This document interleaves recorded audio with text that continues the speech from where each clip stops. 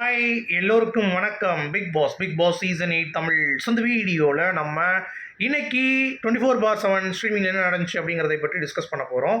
So வீடியோக்குள்ளே போகிறதுக்கு முன்னாடி நம்ம சேனலுக்கு நீங்கள் புதுசாக இருந்தீங்கன்னா கண்டிப்பாக சப்ஸ்கிரைப் பண்ணிக்கோங்க, வீடியோ மறக்காமல் ஒரு லைக் பண்ணிக்கோங்க. இப்போ நம்ம வீடியோக்குள்ளே போகலாம். ஸோ இன்னைக்கு பார்க்கக்கூடிய டாபிக் வந்து பார்த்தீங்கன்னா சோலி முடிஞ்சிச்சு கோவா கேங்குக்கு அப்படிங்கிறது தான்.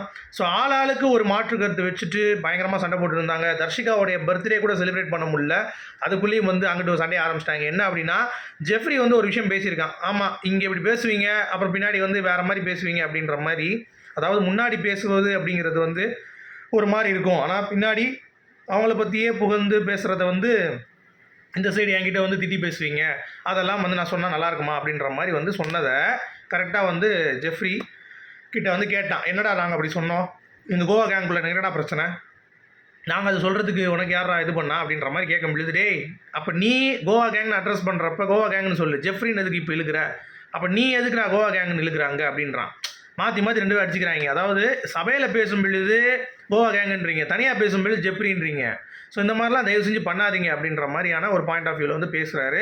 அப்போயே தர்ஷிகா வந்து பார்த்தீங்கன்னா, எப்பா விசால் வந்து என்னப்பா இவ்வளோ சண்டை போட்டுருங்க, கேக் வெட்டணும்டா, சாப்பிடணும்டா, இருங்கடா நீங்கள் ஏன்டா சண்டை போடுறீங்க, பேசாமல் இருங்கடா அப்படின்ற மாதிரி சொல்லிட்டு போயிட்டான்.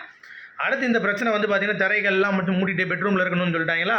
உடனே அங்கே உட்காந்துக்கிட்டு பயங்கர டிஸ்கஷன். அதாவது மாற்றி மாற்றி அடிச்சுக்கிறானுங்க.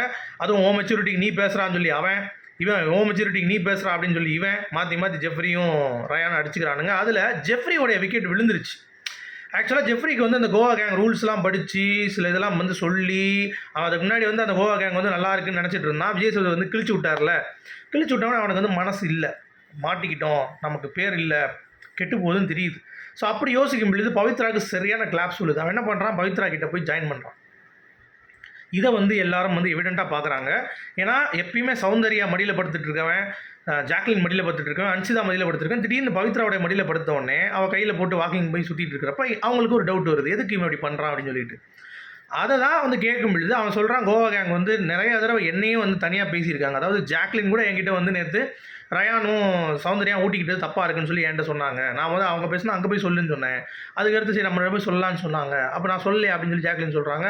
ஆமாம் நீ சொன்ன, ஆனால் நான் என்ன சொன்னேங்கிறதையும் சொல்லு அப்படின்றான்.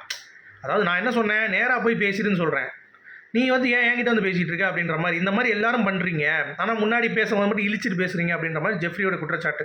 அது பெரும்பாலும் உண்மை தான். ஒரு கேங்குங்க இருக்கிறப்ப நம்ம எல்லாம் சேர்ந்து இருப்போம், வெளியே போகும்போது கேம் ஆடுவோங்கிறதாண்டா நம்ம பேசி வச்சிருக்கோம் அப்படின்ற மாதிரி ஜாக்லின் வந்து திருப்பி ஒரு உருட்டுறாங்க.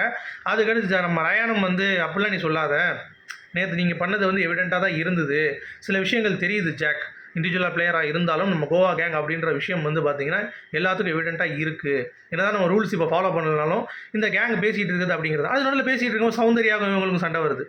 ஜாக்லினுக்கு என்ன அப்படின்னா, நீ பார்த்தியா, நீ பார்க்காம எதுக்கு நீ சொல்கிற அப்படின்ட்டு ஜாக்லின் பேசுகிறது வந்து காமெடியாக இருக்குது பார்க்குறதுக்கு. ஏன்னா ஒரு வட்டம் ஜெஃப்ரியை வந்து இவங்க நோட் பண்ணி ஜெஃப்ரி தான் சொன்னான்னு, அதாவது ஜெஃப்ரி சொன்னனால தான் தெரியும் அப்படின்னு சொன்னவங்க சௌந்தர்யா என்ன நினச்சிக்கிட்டாங்க அப்படின்னா, இவ எப்படி எதுக்கு இப்படி சொல்கிறா, ஸ்ட்ரெயிட்டாக வந்து சொல்ல வேண்டியதானே, எதுக்கு அதை ஒருத்தர் சொல்லி தான் சொல்லணுமா அப்படின்னு சொன்னோடனே, நான் ஒன்றா மீன் பண்ணலப்பா, எனக்கு அப்படி வந்துச்சு, நிறைய பேர் சொல்கிறாங்கன்ட்டு.